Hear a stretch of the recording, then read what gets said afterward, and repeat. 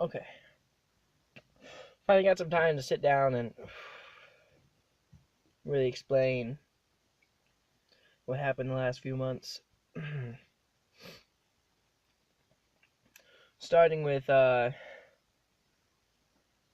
first few days that I was back in town, a lot of the reason I didn't make a new video was because shit was just so fucking crazy. I didn't have time, I didn't have a mind or a way to explain the crazy shit that has happened. Oh. Anyway, day one, um, I was back in town. It was a good day. I made it back to town. Dan said he had been sitting outside all day in the grass, so we were gonna try and figure out how exactly to make some money so I could get us a hotel room for the night, and we could, maybe have a little back to Holland party, whatever. But as you saw in probably my last video, then in my last video I was walking up to Jess's house. I made it to Jess's house, said hi, hugs, all that good stuff. Well, she gave me a ride to GameStop, and dropped off the last couple PlayStation 2 games I had from Jeremy. And he's this old friend of the family up north.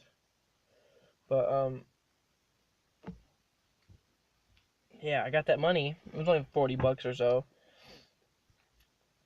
Me and Dan chipped in for this hotel room. I made it back. Well, by night 2, got my wallet, and this one's gonna sound a little crazy. My wallet and the rest of my money and everything I'd worked for that whole night at the hotel the next day was stolen from me by a scam artist prostitute who now goes by the name of the Fat Bitch. Don't ask me how. It's a very confusing story, but she ran off with my wallet, my money, both of our phones. Scam artist prostitute.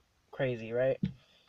Well, late that night, technically the next morning, we're still walking around at night, had lost our hotel room and our phones, nothing, no way to contact anyone. We finally got a charge on the one device that we did have, and we opened up the text messages to a bunch of alerting texts from Dan's friend Amanda.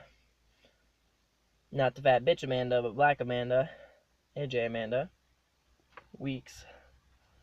But she's texting us, call quick, ready Kano, call. So we call, we pick up the phone and call. Well, all of a sudden Dan is running across the parking lot, screaming, I'm on my way. I'm like, Dan, what? Dan, trying to keep up with him, running. We make it to the hotel room when he had gotten a call. As soon as he called her, apparently his cousin Eric, he's ODing. He's ODing in the hotel room that we were running to. And we didn't even know about it, but he was mid-OD. So we run, and Dan's on the phone trying to call because he had been on his knees begging his girlfriend not to, telling him, please don't call the police, but he could barely even talk. He was pale, falling out of the shower, had a towel wrapped around his waist. He could barely even talk. It was the scariest thing. And I've never been around someone ODing like that before, and I didn't even know what he was ODing off of right away. It turns out it was heroin. I didn't know that at the time, but I guess that's what was happening. Oh, God, and then dealing with that, we thought he was dead for 3 days, 4 days. I'm gonna have to talk about that story another time. It's too long, but it turns out that he wasn't dead. It was all just one big scam. I mean, he actually did OD, but it was crazy. I don't even know how to explain it. And fast forward 3 weeks later, I had to take care of my warrant problem that I had in Holland from missing court. So the night beforehand, I had a few drinks. I was ready to be in jail for a second. I've never actually been to jail. And I guess while I was drunk, I took like a half a tab of acid. Didn't even know about it. Passed out. Woke up about 3 or 4 hours later. It's morning. It's about time for me to get picked up by my sister to go to court. And I'm fucking tripping balls. I had no idea what happened. No idea what hit me. This is the strongest half tab I've ever taken. And Jess is driving me in the car. And it's so hard not to start tearing up because I was freaking out. I have tripping balls and acid. I have to go into court and hope I'm not in jail for the weekend because I'd already missed. Like I was prolonged, and I missed all the good opportunities to go in. So now I'm going in on the weekend on Friday. So they're definitely gonna have me in holding all weekend. But After going in and dealing with it, even walking in the door, the lady's like, "No, go home, come back tomorrow. You know, it's Tuesday tomorrow." But I went in and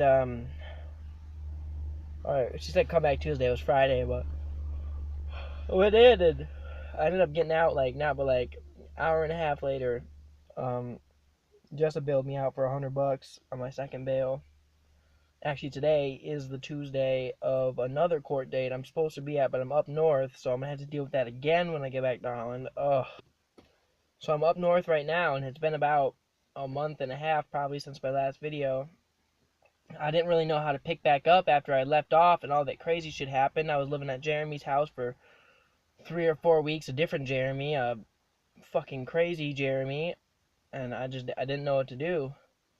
I didn't know how to start the video. I didn't have a phone for the last fucking month, and but I figured I'd just start off with this post about this just basic talk so I could explain to you why I've been offline for like a month and a half and why everything's been so crazy.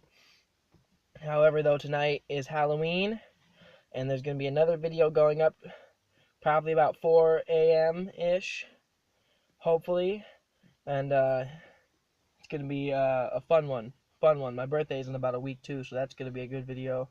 Either way, it's great to be back. Great to see you all again, and like and subscribe, motherfuckers.